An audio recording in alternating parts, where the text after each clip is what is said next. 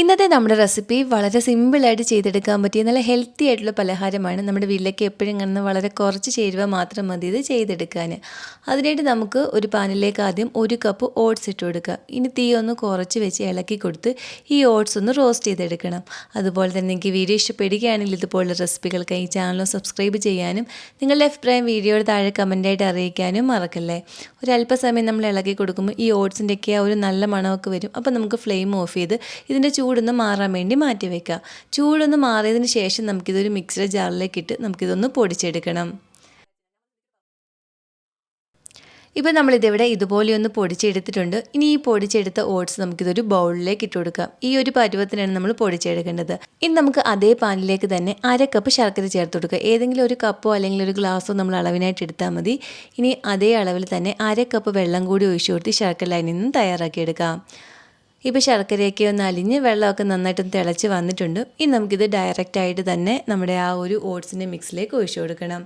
ഇനി ഇതിലേക്ക് കുറച്ച് ചേരുവകൾ കൂടി ചേർത്ത് കൊടുക്കാം. ആദ്യം വേണം തേങ്ങയാണ്. 1/2 കപ്പ് തേങ്ങ ചിരകി ഇതിലേക്ക് ചേർത്ത് കൊടുക്കുക. ഇതിൻ്റെ കൂടെ തന്നെ ഒരു 2 ടേബിൾ സ്പൂൺ അണ്ടിപ്പരിപ്പ് ചെറുതായിട്ട് അരിഞ്ഞതും 1 ടേബിൾ സ്പൂൺ ഉണക്ക മുന്തിരിങ്ങയും 1/2 ടീസ്പൂൺ ഏലക്കാപ്പൊടിയും 1 നുള്ളു ഉപ്പും കൂടി നമുക്കിതിലേക്ക് ചേർത്ത് കൊടുക്കാം. ഇനി ഇതെല്ലാം കൂടി നന്നായിട്ടൊന്ന് മിക്സ് ചെയ്തെടുക്കണം. നമുക്ക് ദോശമാവിൻ്റെയൊക്കെ ആ ഒരു കൺസിസ്റ്റൻസിയിലാണ് നമുക്കിവിടെ ബാറ്റർ കിട്ടേണ്ടത്.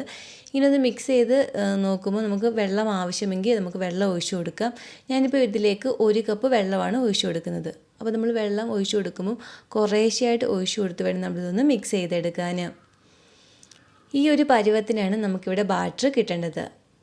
ഇനി നമുക്കൊന്ന് ആവിയിൽ വേവിച്ചെടുക്കുന്നതിനായിട്ട് നമുക്ക് ഏതെങ്കിലും ഒരു ടിന്നോ അല്ലെങ്കിൽ ഒരു ബൗളോ പ്ലേറ്റിലോ നെയ്യോ വല്ലതും തടവിയോ ഒന്ന് എടുത്താൽ മതി. ഞാനിപ്പം ബേക്കിംഗ് പേപ്പർ വെച്ചാണ് എടുത്തേക്കുന്നത്. അതിലേക്ക് നമുക്ക് ഈ ഒരു ബാറ്റർ ഒഴിച്ചു കൊടുക്കാം.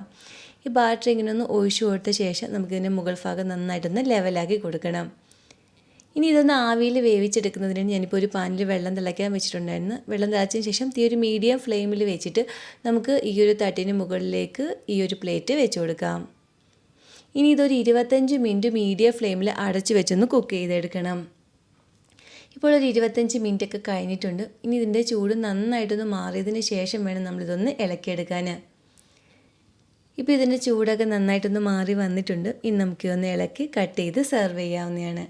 അങ്ങനെ ഓട്സ് വെച്ചിട്ട് വളരെ സിമ്പിളായിട്ട് ചെയ്തെടുക്കാൻ പറ്റിയ വളരെ ടേസ്റ്റി ആയിട്ടുള്ള പലഹാരം ഇവിടെ റെഡി ആയിട്ടുണ്ട്.